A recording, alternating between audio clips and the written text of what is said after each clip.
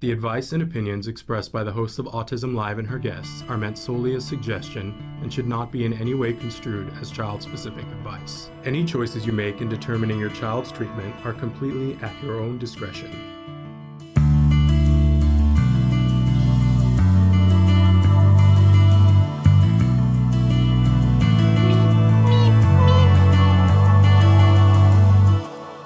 Good morning and welcome to Autism Live. I'm Shannon Penrod. We're coming to you live from our studios in Woodland Hills, California. Thrilled to be here. It is, what is it? It's Wednesday. What's the date? I don't know. It's the 31st. It's the last day of May. Tomorrow starts June 1st. We've got a lot going on today and then a couple of interesting announcements about next week that I hope you'll find fun.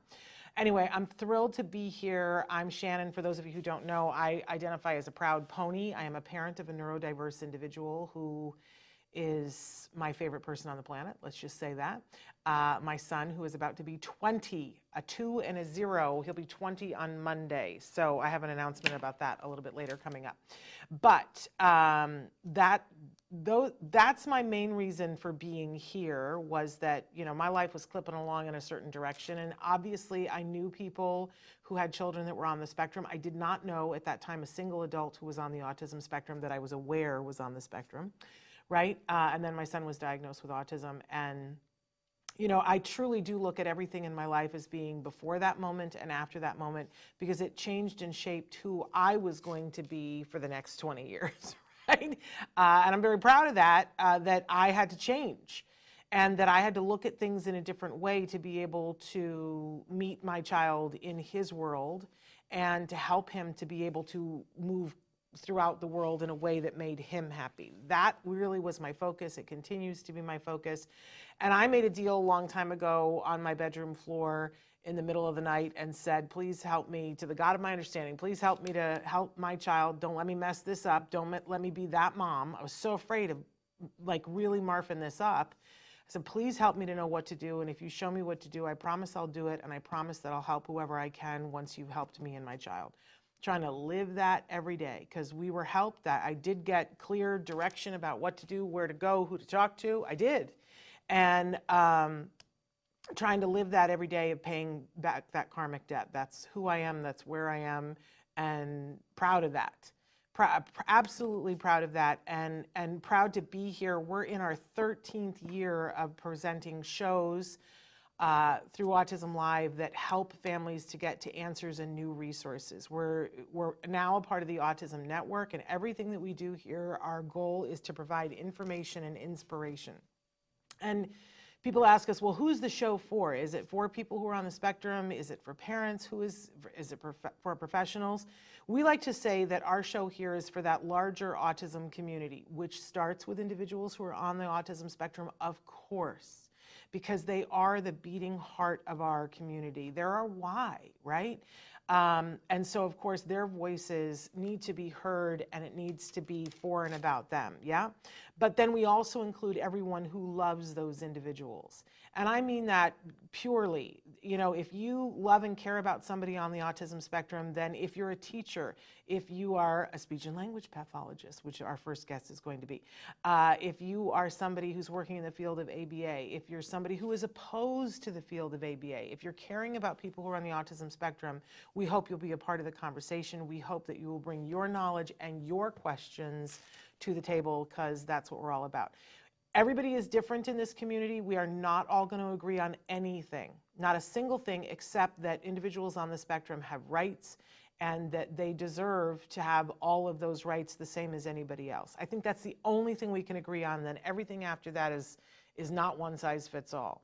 And that's okay. That's why it's called a spectrum, because it's a big, beautiful rainbow of people that are coming together every day more and more. And I always say, si se puede, we hold hands, we can do it. Okay, so we've got some amazing guests that are coming up today. We're gonna have Lenora Edwards is gonna be with us. She's a speech and language pathologist who's got a speech answer for you that's an affordable online speech and language program that I think is going to be talk about access, it's going to be very exciting for you guys. In fact, everything today is about access, really. And then we've got two amazing people that are going to be with us. We've got Karla Pretorius, and then I'm going to slaughter Herman's last name. Lintvelt, I think is how we're going to pronounce that. They are coming to us from Augmental Technologies, and they have a new online program that I think all of our heads are going to explode. I hope mine explodes with yours. Okay, so we're live right now on Facebook, YouTube, Twitter, a bunch of different things. We hope that you will be writing into the show and ask questions and comment. I'm watching the chat right now, so if you're watching, say hey. You can comment right in Facebook, YouTube, and Twitter, and it'll show up right here on my screen, and that way you and I can have a conversation. But better than that, you can have a conversation with the experts that are going to be on the show. How cool is that? I also love that everything that we do here is free. You're going to see that when you watch the show or listen to the show in podcast, you're going to hear more ads. That's what we're doing to stay on the air. We were given choices about, we could come to you guys and say subscription base or put ads in. For those of you who hate the ads, there is a way that for a low cost coming up that you can subscribe for a low monthly cost to get the show without the ads. That's the only way we can do it and make it fair. I know it's not my favorite thing. If somebody is out there and very wealthy and says, I believe in this and wants to give us a sack of money so that we don't have to do that, I'll take it. And we'll put it to good use. But until such time, we have to keep the lights on. We have a responsibility to do that. So you're going to see more ads. And I hope that you will, when you hear the ads, you won't get frustrated. You'll go, oh, these are, people that are helping to keep the lights on over there. So, yeah, that's what we want to say about that. Now, on Wednesdays, we like to start off with something that we fondly refer to as the jargon of the day. This is when we take on one word, one phrase, one acronym. We try to give you the actual definition first. Then I like to make fun of the actual definition because, everybody needs a hobby. And then we give you a working definition, which sometimes makes the expert break out into hives. That's just a side benefit. And then I try to give you a context of why this might be important to you. Because the only reason why we do this, the jargon of the day, is because I have a belief that if you understand what these terms are, then you're going to get further, you're going to get more done, because you'll understand what the experts are talking about. So it'll save you money and time. And that's really what drives me to give you the jargon of the day. This stuff used to kick my keister. Still does, some of them. Some of them still kick my keister, and I go, oh, I don't remember. What's that again? And I have to look it up, and then I go, I don't really know what that means. And then I call one of the experts that we have on the show and go, what the heck are they talking about, right? And I know all of you don't have access to that, right? So this is why we do it. Okay, today's term, one of my faves, because this is critical. Differential reinforcement. Doesn't that sound like the timing on the belt in your car? I don't even know, right? Differential reinforcement. If somebody had said to me 20 years ago that I would be sitting here today and I would be talking about differential reinforcement on a podcast, I would have laughed until I split into 1,000 pieces. Because I would have said, I have no idea what that means, and I assure you, you're talking to the wrong person. But here we are. So let's make use of the time. Differential reinforcement, let's take a look at what our actual definition is so we can tear it apart. Providing reinforcement only for those responses within a response class that meet a specific criterion along some dimension or dimensions, for example, frequency, topography, duration, latency, or magnitude, and placing all other responses in the class on extinction. Yes, ladies and gentlemen, we have a winner. It is the most confusing jargon of all time because it's dense with repetitious words that were in the actual thing that we needed to define to begin with, and then a bunch more jargon terms. If I don't know what differential reinforcement is, then I don't know what providing reinforcement only for a response within a response class that meet a specific criterion, and then we get into dimensions, frequency, topography. Are we talking about maps? What the heck? Duration, latency, I don't know what that means, or magnitude. What are we, are we talking about, now I'm thinking comets. What magnitude is it? I don't know. An earthquake. What is it? And placing all other responses in the class on extinction. I'm thinking dinosaurs and comets coming to the Earth, and what magnitude earthquake is it causing for a catastrophic event? No, it doesn't mean any of that. It means absolutely none of that. And it actually is something that people miss and get wrong when they're trying to teach someone how to do this. So it actually is a pretty important thing. Let's move on to our working definition, which is not about dinosaurs. Okay, being mindful and specific about what you're rewarding so that only responses that meet, oh, here it is again, that meet specific criteria are rewarded and all other responses are ignored. I don't even like this one. You know what I want, Traven? I want the sound of a flushing toilet because I want to flush them both down the toilet. In the future, let's have one of those. I still don't know what it means. Oh, there we go. Traven's on the job. Let's flush them down the toilet, send them out to sea, and see if we can't figure this out. So do we know what reinforcement means? There it is again. Reinforcement, thank you, Traven. Reinforcement is when you get something. Reinforcement is a paycheck. Reinforcement is you got a prize. We went to a restaurant last night. I don't even know what they call that. It was a sushi restaurant where the stuff comes by on the conveyor belt. And you can pick things that you want and choose from it, or you can order off the menu and it comes by on another conveyor belt. It was hilarious. But you know, once you eat the things off of the little plate, then you take the plate and you stick it in this slot where it goes to be cleaned. And if you stick a certain number of plates in there, you get a prize. And it's like the restaurant is like, eat more and we'll give you a prize. That's reinforcement. So we get a prize for eating and sticking our plate in the little slot. That's reinforcement. When you go to work and you get a paycheck, that's reinforcement. When you do something and your wife says, honey, that's awesome, you did such a good job. That's reinforcement, right? It's whatever, it's a paycheck to you. It could be praise, it could be a prize, it could be getting access to something. So reinforcement is some sort of a reward, right? Very important. We all need this in life. We reward ourselves, other people reward us. Very important. Differential reinforcement says we're going to reward something and we're going to reward it in a certain way, right? And we're going to ignore everything else. And then we're going to move the goalpost over. And then, so we're going to make it a little bit harder to get the reinforcement. And once we're giving a reinforcement for that, we're not going to reinforce the thing we did before. The example I always like to give is that when my son was, I don't even want to tell the story because he gets mad when I tell the story. I'm going to tell a different story. But for instance, let's say that what the restaurant last night really wanted to teach us to do was to eat more food, right? But they were using differential reinforcement. So I think there were 5 of us at dinner, and if you stuck 20 plates in the thing, you got a prize ball, right? So differential reinforcement would be that for the first one, if we stuck 10 plates in, we got a reinforcer.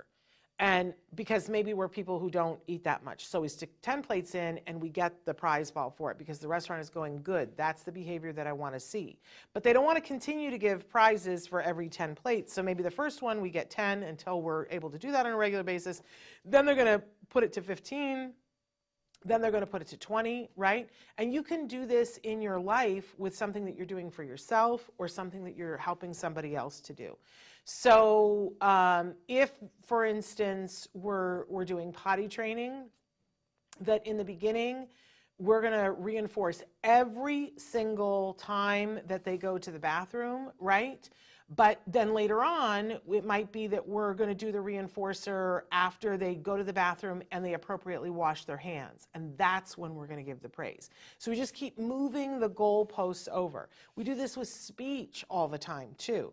So in the beginning, if we're rewarding a child and we're going to reward an approximation. So if we're trying to get them to say cookie, we're like, say cookie, and they go, bleh, bleh. And we go, good job, because I want you to get to a reinforcer and I want you to know a sound is good. Now I'm going to shape that up, right? And I'm going to say k, k, k, and they say, k. Yes, you get a piece of the cookie, right?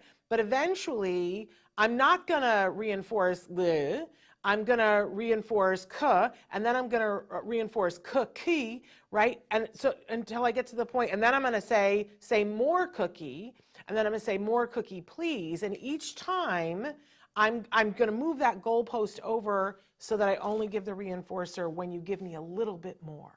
Moving the goalposts. It's a really effective way of helping someone to be motivated through a process where you shape something up. So there's differential reinforcement. Meseret, good morning. She says, they say, hi Shannon, thank you for discussing your journey at the beginning. I was touched and encouraged. I just came home going over my 8-year-old's assessment. I was very sad, wondering where to start. I'm so glad you're here, because I got to tell you, there's all kinds of things that you can do, and it's going to be okay. Your 8-year-old is okay, and you're okay, but there's progress to be had, and that's, hold on, right? We can all get there together. I'm glad you're here. Feel free to write in any questions as we go through. Okay, I quickly have to get to the news because we've got so many guests today. It's a full show. So we're trying to squeeze in news on Wednesdays now. So this is part of our summer schedule. Big news came out yesterday, very controversial. Lots of people talking about Sia, the singer, has come forward and said that she now has been officially diagnosed as being on the spectrum. This comes after a firestorm of controversy 2 years ago when she put out the movie Magic. In it, there was a character that was on the autism spectrum, and this was a young dancer that she had worked with. It was not an actress who was on the spectrum. She had been working on this film for years, and she had had this young actress in one of her music videos and said, I really want to make this film, and you need to be a little bit older, and waited until she was a little bit older and did the film. People were upset for various and sundry reasons. They were upset with the fact that she didn't hold auditions for people that were on the spectrum. They were upset with the depiction of autism. They felt that it was inauthentic, and they were really upset with the fact that there were scenes with restraint in them. I have to say that, you know, it's never fun if the autism community is unhappy with you. And she felt the full wrath of the autism community. She was not her highest self in some of the ways that she responded, and that made it worse. So we have to say that she became very defensive and said some things that I know she apologized for later on and feels really badly about. I'm not going to reiterate what they were, but they weren't. It wasn't her highest self, wasn't what you want to see on a best day for anybody. But now she has been fully diagnosed, and it is the early days for her. So one of the quotes that is out in the press right now is she says, for 45 years, I was like, I've got to put on my human suit on. And only the last 2 years, I've become fully myself. She says that she was practicing something that is well known in the autism community as masking, where she was, you know, leaving the house and saying, okay, I have to be someone other than who I am to be able to be successful. I am very happy for Sia that she has gotten some answers for herself. I want to say with love that this is a very dicey thing on both sides of this equation, both for Sia and for our autism community. I think that we need to be supportive of the fact that she is going through a process and figuring something out. And I think that it is entirely possible that she is going to have some rough days ahead with dealing with how she relanguages her world and how people are going to treat her. And I would hope that we in the autism community would be supportive of her as she goes through this journey. On the flip side, I do want to suggest to Sia that I think when we see a lot of adults who get diagnosed with autism, it is such a relief, and they go, oh, I have found my community, I understand everything now. And there is an assumption that it's one size fits all. And of course, once you've been here for 10 minutes in this community, you learn that it is not at all one size fits all. There's a growing consensus of people who are saying that we would like to have two different ways of looking at autism, that we would have childhood diagnosed autism and adult diagnosed autism, because it's a very different thing. And that it will be easier if people who are adult diagnosed can say, I'm adult diagnosed because it suggests certain challenges, that are different from the challenges of childhood diagnosis. So I loved when Wentworth Miller was diagnosed a couple of years ago. He came forward, said, I've been diagnosed, and now I am going to sit and listen before I say too much, because I don't really know enough. And, sadly, we haven't heard anything from Wentworth, but I appreciate that he said, before I spout off, I'm going to be here for a minute and see what there is to know here. But that he proudly claimed his status as a person who had been diagnosed. Just saying, we wish Sia the best. We want to support her, and I want to encourage her to be looking at things that, so she has the diagnosis. She is one person. Please don't think that it's that everybody has gone through exactly what you've gone through. It's a very different thing. Also, very quickly, want to say that there is an article that's out in Medical Express that says, the title of it is Novel Approach Significantly Improves Access, Decreases Wait Times for Autism Screening. Basically, what the Boston University of Medicine has done was look at a problem and say, this isn't working. If we say that early intervention is key, then why aren't we doing something about these long wait lists for kids to being diagnosed? And what they did was they took a group of pediatricians and said, we will give you an extra training so that you will be able to have a mini fellowship training 6 hours per week for 1 year to become developmentally trained primary care clinician. And they said, if we do this, if we put them through 6 hours per 1 week and give them the special designation, will we be able to get children diagnosed accurately quicker? And they found that overwhelmingly they could, that normal times that people have to wait in order to get a diagnosis are 36 to 63 months. It just makes me want to light my hair on fire, you guys. And that after doing this, a total of 70 patients were seen in an average of 29.5 months, which is still too freaking long, but at least it's better than 63 months. That the average days to initial developmental assessment went from 135 days to 67.9. There were 43 of the 70 that required further evaluation by a developmental behavior pediatrician. And then that was quicker, that took 120.4 days instead of 290 days. So there we go. It's a step in the right direction. It's not enough, kids. It's not enough, but at least at least they're looking at the problem. This makes me happy because we need to be looking at problems and coming up with solutions. Hey, I'm saying good morning to Liliana. Who else is in the house? Write in if you're there. All right, we got to get to our first guest because time is ticking. Our first guest is Lenora Edwards. She is a board-certified speech and language therapist, and she is part of BetterSpeech.com, which is an affordable online speech therapy via a website. We're going to ask her to tell us much more about that. Lenora, are you with us? I am with you. I absolutely loved the last number of minutes that you were talking. You had such amazing insights. So thank you for sharing that with your community. It's a difference that makes all the difference. Thank you. So Lenora, tell us, because speech is another thing that we know it's going to be an important component for anyone who has a diagnosis of autism, because there is always, even when we're looking at the different types of autism, there is always a speech component to it. So this is an important area that needs to be looked at. I think sometimes it's greatly overlooked because a lot of schools will provide just enough speech and language that everybody goes, oh, well, that must be all that I need. But you've got a pretty interesting solution. So talk to us a little bit about who you are and what BetterSpeech.com is.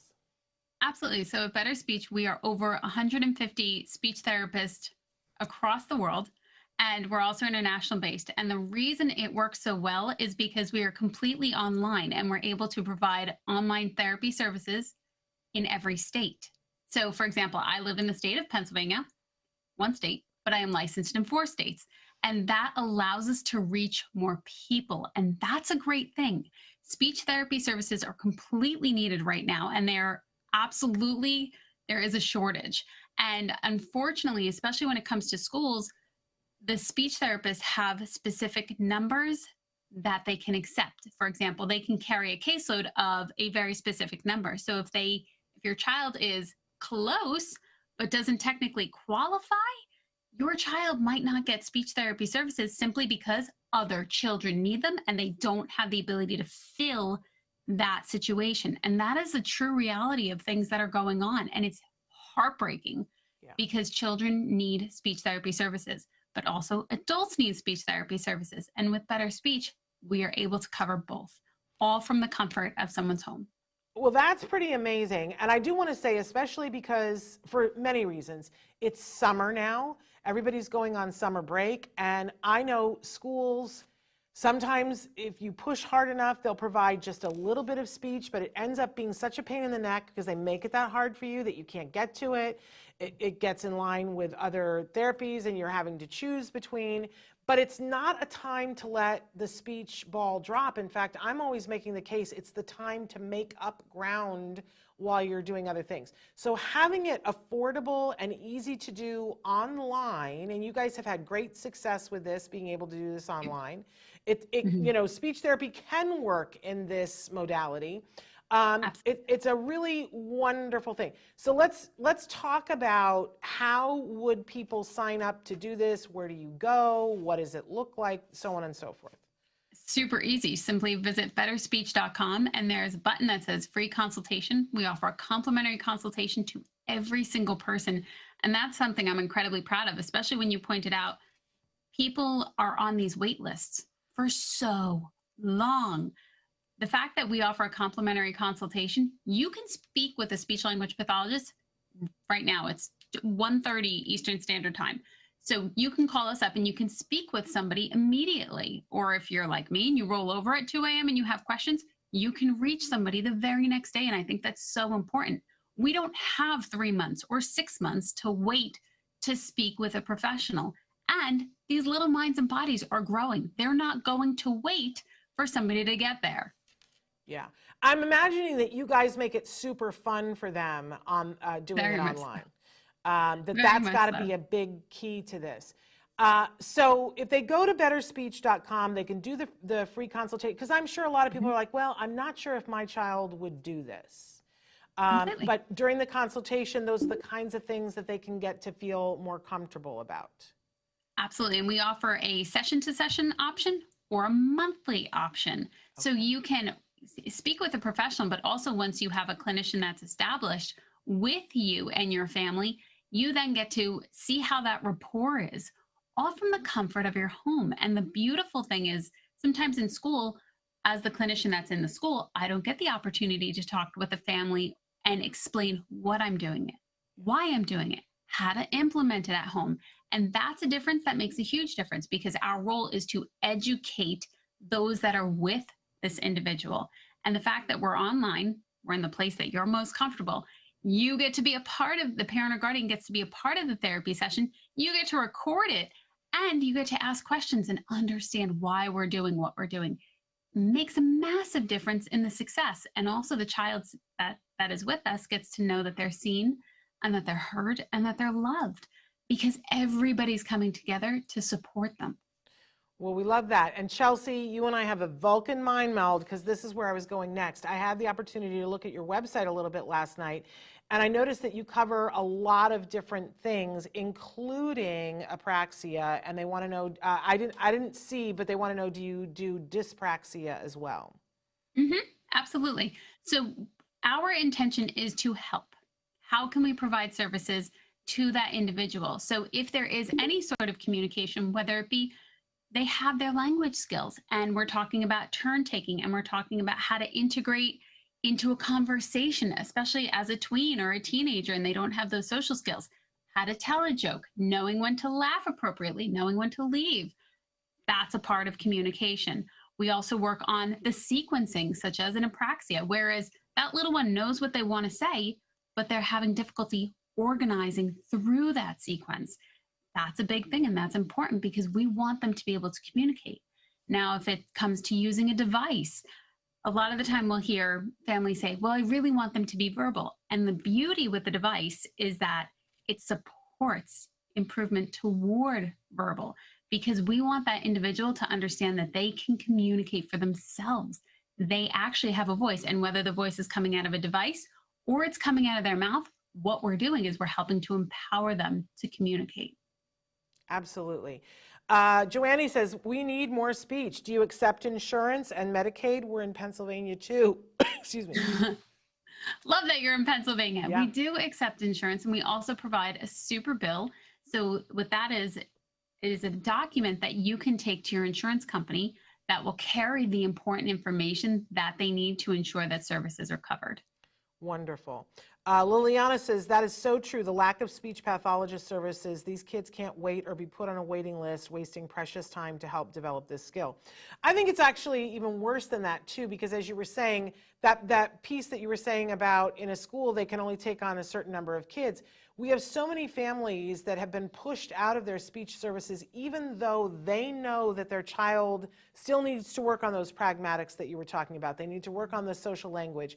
Or kids that are still having a difficulty with a sound, but because they can make enough sound, they get bumped out. As they're not going to put it to you that way in an IEP, but that is what happens all the time. So more and more families are doing speech services on the side to be able to get to where they want to get with all of that. Joanne says, we have conversation problems. Can save the conversation, can't really initiate one. Difficult to turn take appropriately. And I'm assuming that that's all stuff in your wheelhouse. Absolutely. And we're seeing this with children who are specifically diagnosed neurodiversely. And we're seeing this also with typical developing children, but because of COVID, they missed all of this pragmatic information. They missed all of this language. So the need for speech therapy services was on the rise, and it's continuing right up on that way, because it really just became such a different world when COVID occurred. Okay, so the first step is to go to betterspeech.com and to apply for a consultation, during which You you'll can get apply for sessions right there. I'm sorry? You can apply for sessions right there too. There. Okay, Joanne says, sign me up. Hold on a second, Joanne. I think there's more information. And then once you are signed up, am I right? I know there was discussion about that we were going to have a code that they should use to say that they heard about it from Autism Live, or is that not a thing? We can absolutely make sure, just have them type that into the comments, and I will do our very best just to confirm with my team. Okay, so make sure that you guys say that you're with Autism Live, that you saw it on Autism Live when you apply for the consultation. I believe it'll be in the partnership component of the show under notes. The partnership. So go there and put it there, you guys. Okay, so and then you can sign up for one session, 2 sessions, or you can sign up for monthly. How often do you guys give a prescription at that point and say, we would like to do this much time per week, or what do you do? Absolutely. So when I work with a client, I make a recommendation based off of the visit frequency and how much time I should work with them. So it might be 1 time a week for 30 minutes, or 1 time a week for 60 minutes, or 2 times a week for 30. So we do make a recommendation. It does not have to be followed as in this is gospel. It's recommended. You have the decision on what you would like to do from there. Okay. And it doesn't matter what state you're in, you're going to be partnered with somebody who's licensed in your state, which that's pretty amazing. I think it's such a great idea. How long have you guys been doing this? Well over 10 years, since long before the pandemic too. So we've been very comfortable with online, and we have an amazing platform where we use games to keep little ones engaged. And we'll hear, you can do it with a 3-year-old online? Absolutely. Amazing.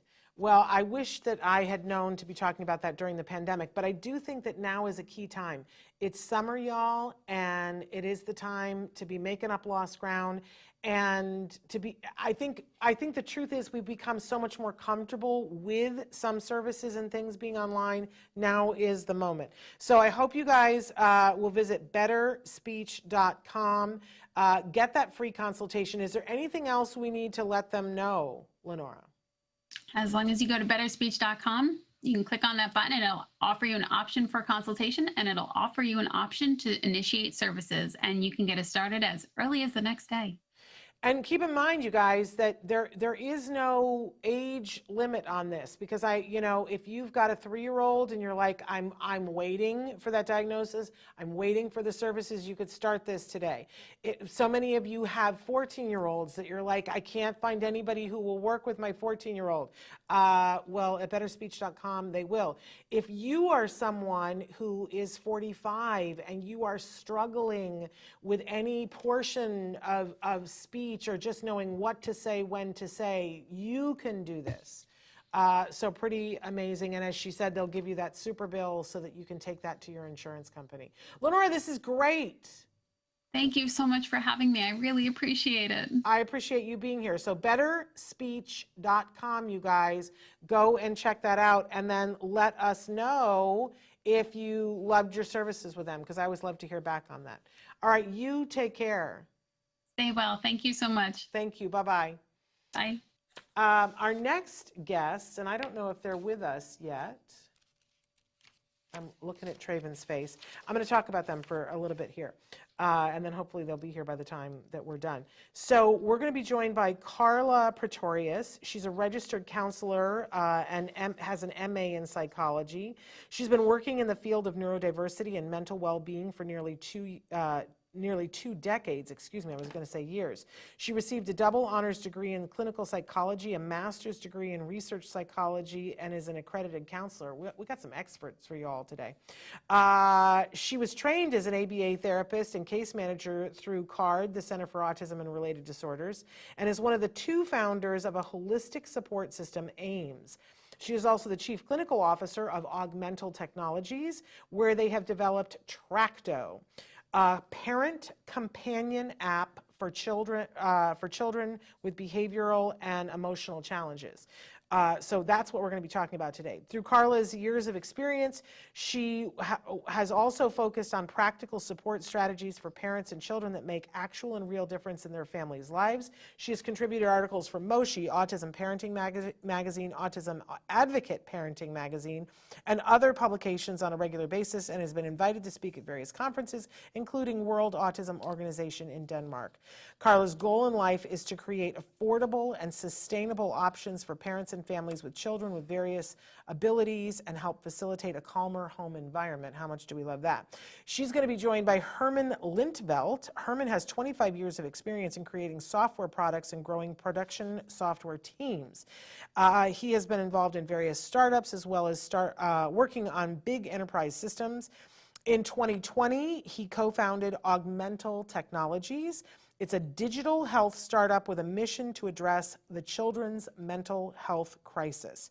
Before that, he was part-time CTO of Custis Media Technologies, which also started Wilderness Software Company to support other teams in mentoring, training, technical assessments, and development needs. So he was very prepared for this. Earlier, he was a chief architect and then head of the product for LifeQ Inc., where he realized the positive impact that technology can have on people's lives, especially when it comes to improving personal health outcomes. So we're very excited about hearing more about Tracto. Are they with us? Do we have Karla and Herman? Yes. Okay. Let's let them in. Hi, you guys. And thank you so much for having us. I'm so thrilled to have you. First of all, where are you coming to us from? How far away are you? I'm about 1,700 or maybe more kilometers. I'm in Portugal. I have no idea. It's very far. Portugal. And where are you, Herman? I'm joining from almost the most southern tip of Africa. That's what I thought. In a small village called Wilderness. So we've got some fun here. That so how late is it there? It's late at night, right? Not so late. Almost. It's 20 to 7 here. Oh, okay. That's not so bad. 1 hour later, yeah, almost 8. Okay. I thought it was much, much later there. Okay. Well, all right. We're really excited about this. And somebody that I love dearly was the person who said to me, Shannon, you got to talk to these people. So and I've been waiting. Explain to us what Tracto is before we do anything. Sure. So Tracto, it's a companion app. And it is there to empower parents. That's our mission. And we want our kids, their kids, to thrive through using and utilizing Tracto.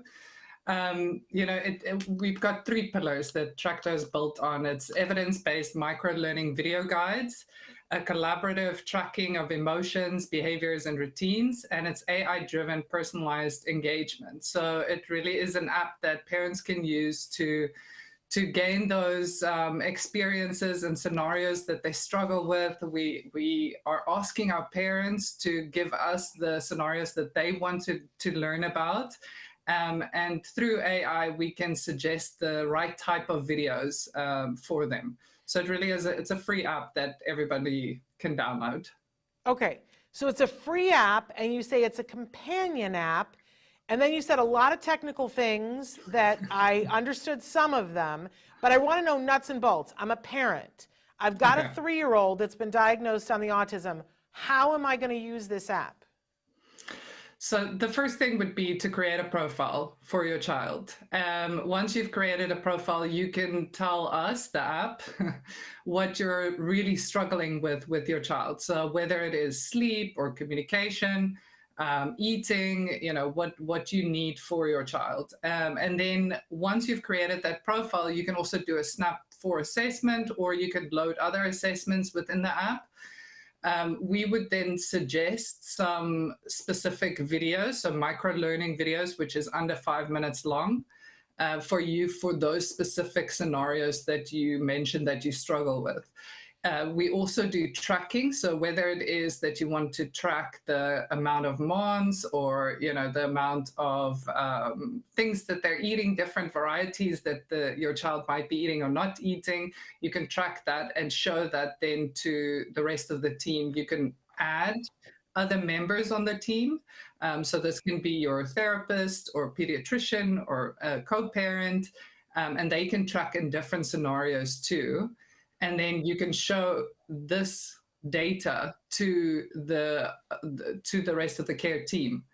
Herman, am I missing something there? Because I might be. That's a really good summary. Yeah, it is. Yeah, I think that's good. And I love it because, we were just talking about the fact that there's this long wait for people to get services, and people aren't getting enough services, and there's so much need to support parents.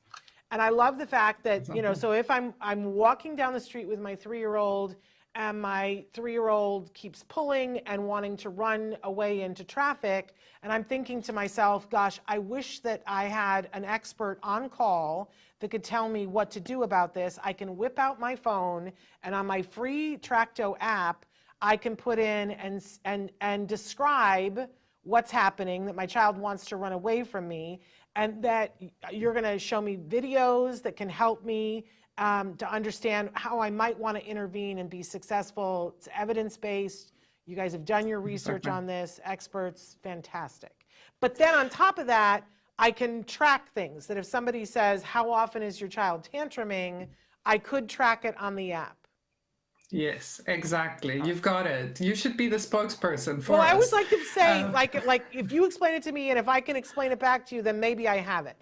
Ex-teacher, So what can I do? The other part of it is also you can also add a journal entry. So if it's late at night and you just thought about something that you wanted to add and don't forget about, then you can definitely add that on a journal, and that could also be shown to the other people in the team, or you can find more specific advice for that scenario.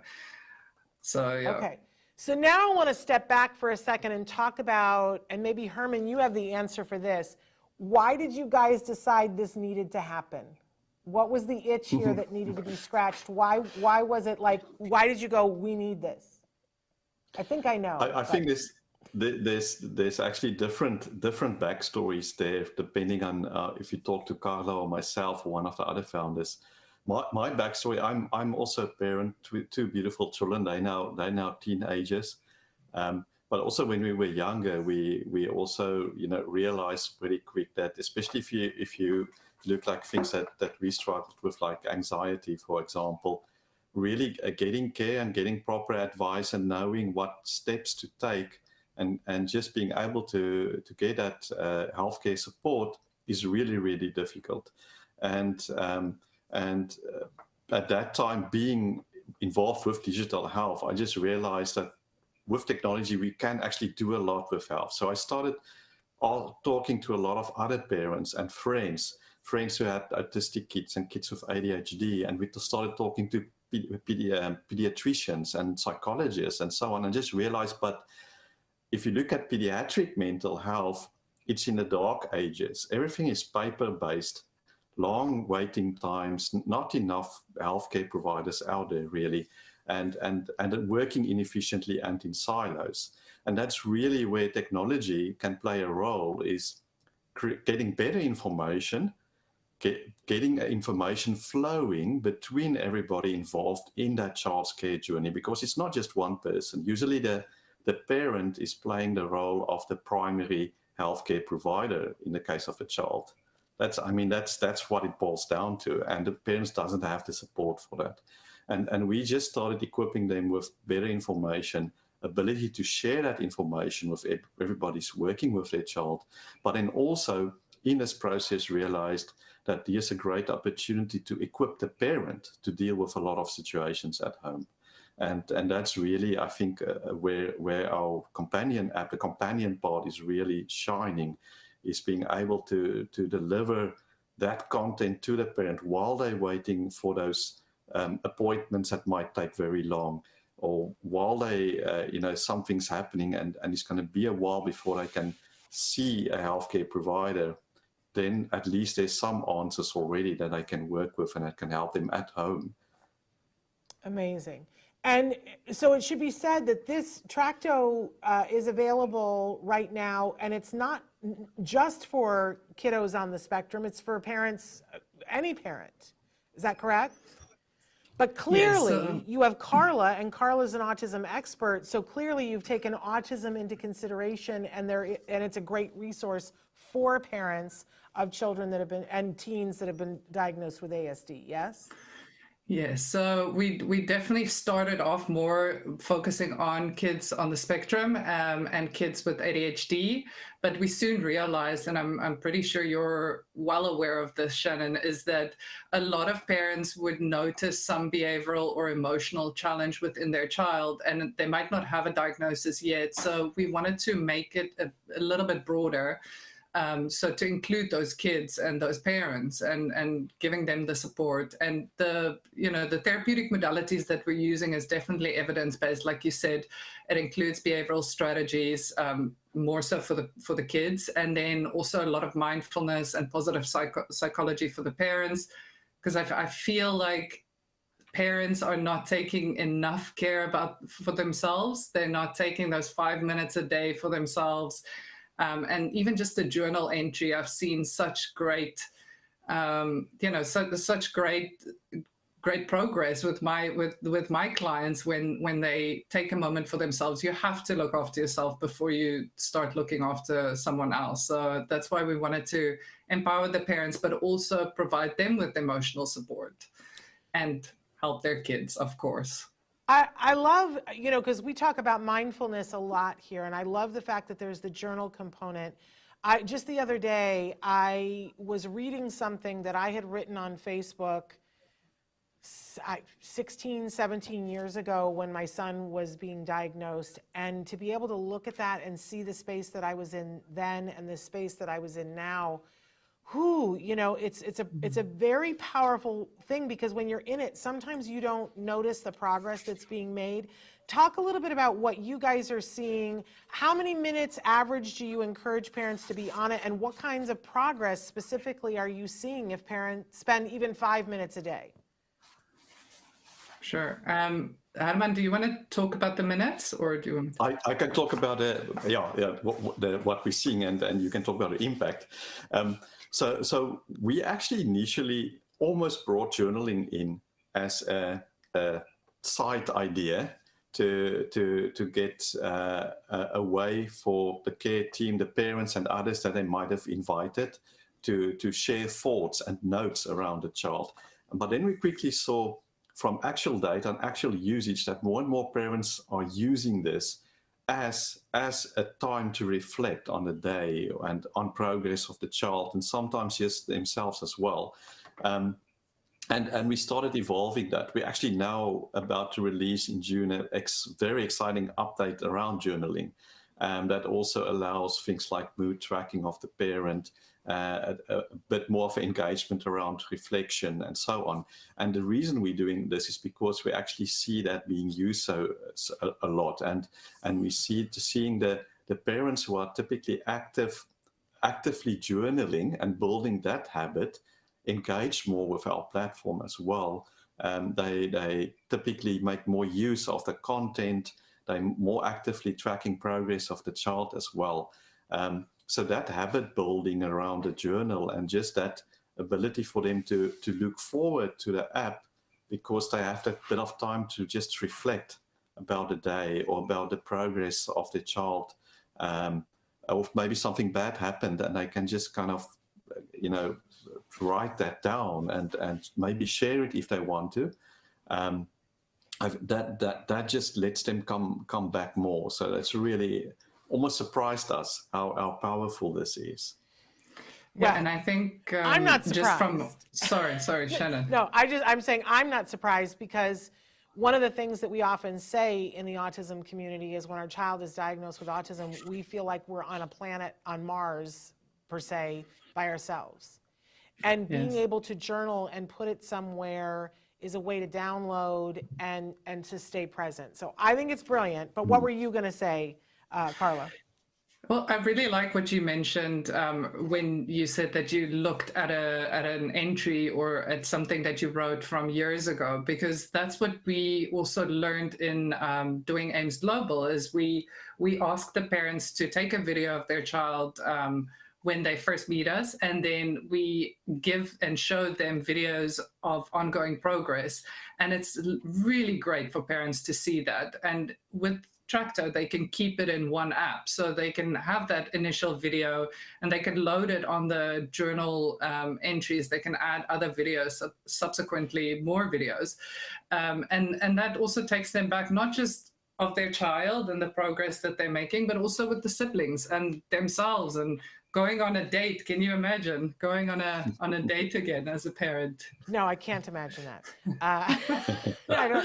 Will you say that to me? I mean, my son is 20 and I still can't imagine that. So there we go. My husband is like, date? What's that? I have no idea what you're talking about. Okay, so how do people join the free community and talk about what that is? Sure. So that was actually part of the impact that we're seeing is that we do a monthly community group. I run those and Nanette does some of them as well.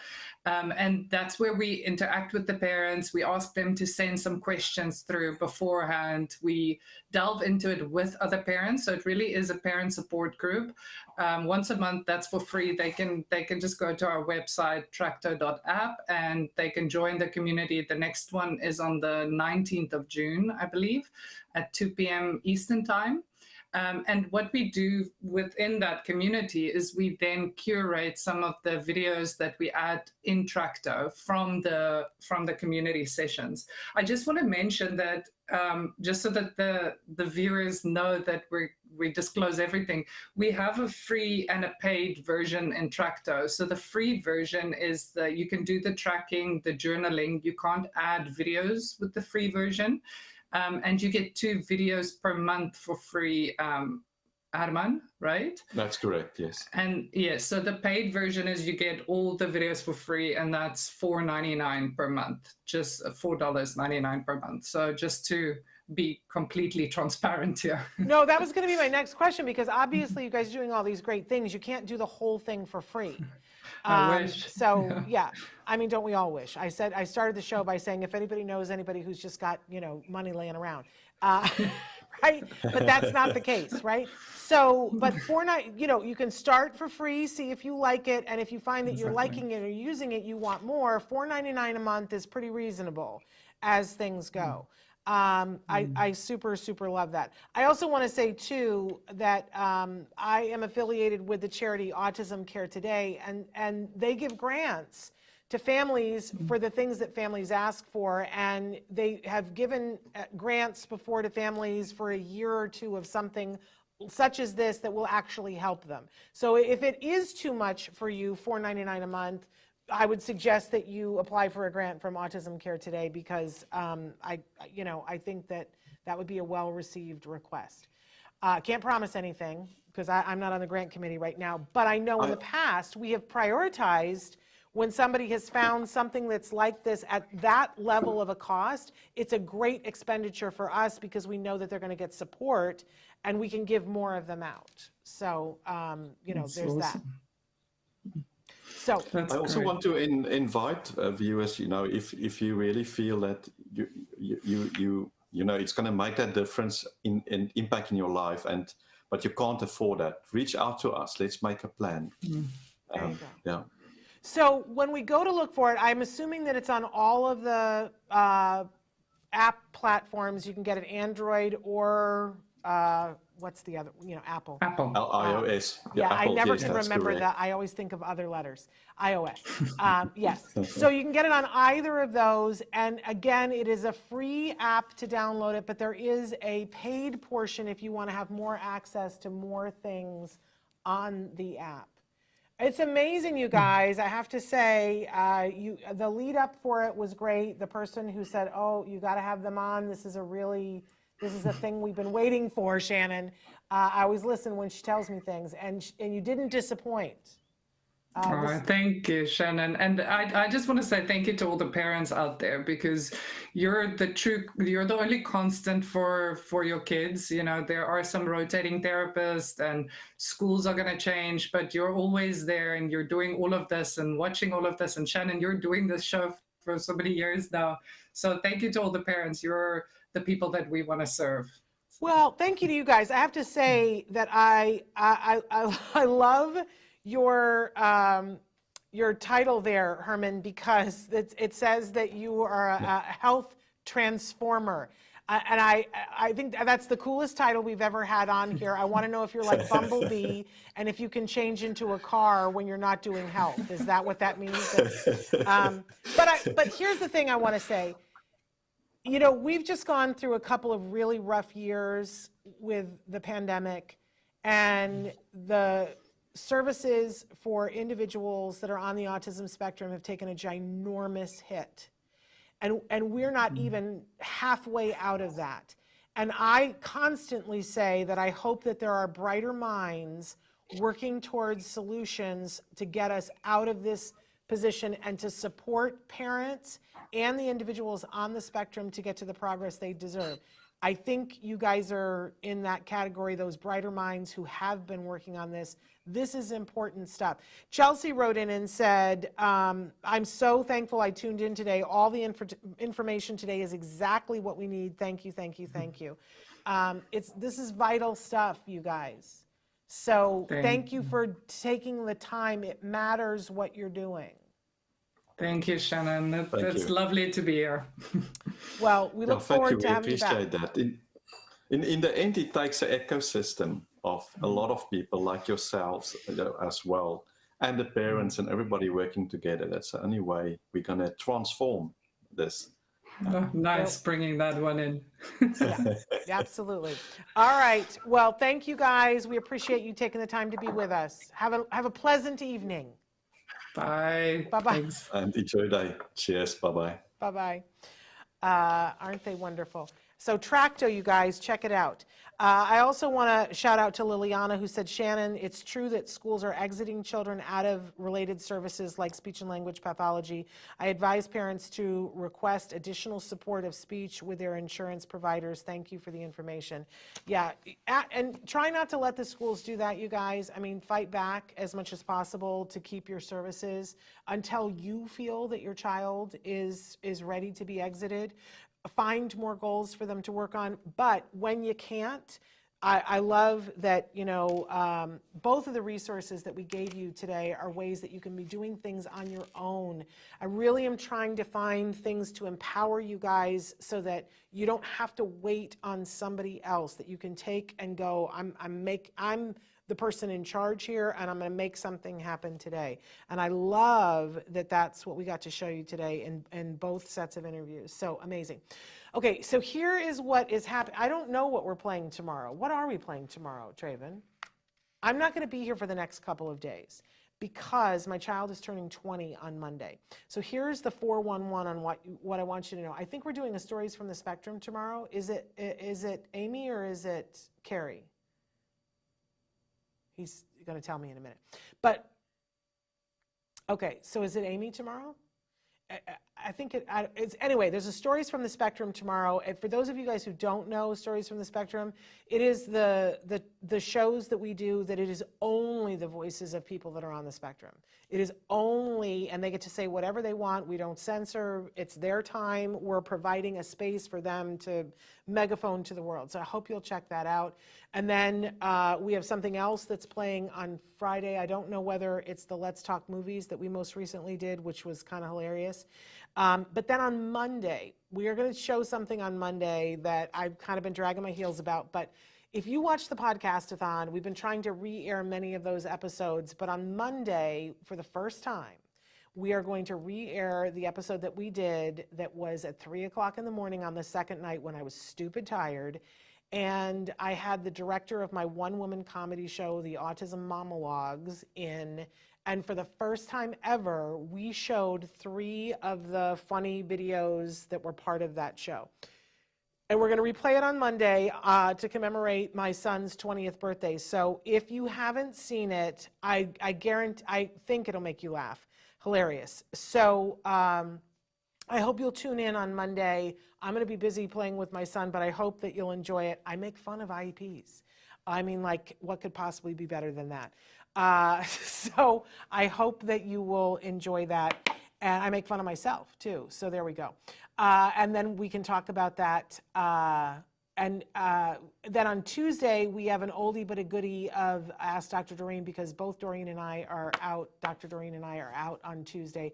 But I will be back with you guys on Wednesday, and we have a great, great, great show for you on Wednesday that you're not going to want to miss. So I'm just taking off a couple of days. Bear with me. But I've got something that's kind of a treat for you on Monday. Just remember that I was beyond stupid tired, okay? That's all I ask from you. All right. I will see you guys a week from today. Until then, give your kiddos a hug from me and one for you too. Bye-bye for now.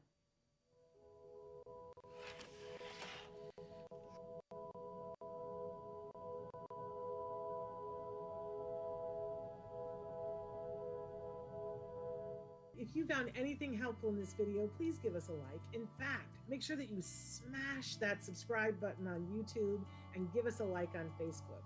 You can also follow us on Twitter and on Instagram for important updates. And please download our free podcast wherever you get your podcasts. Thank you so much. See you next time.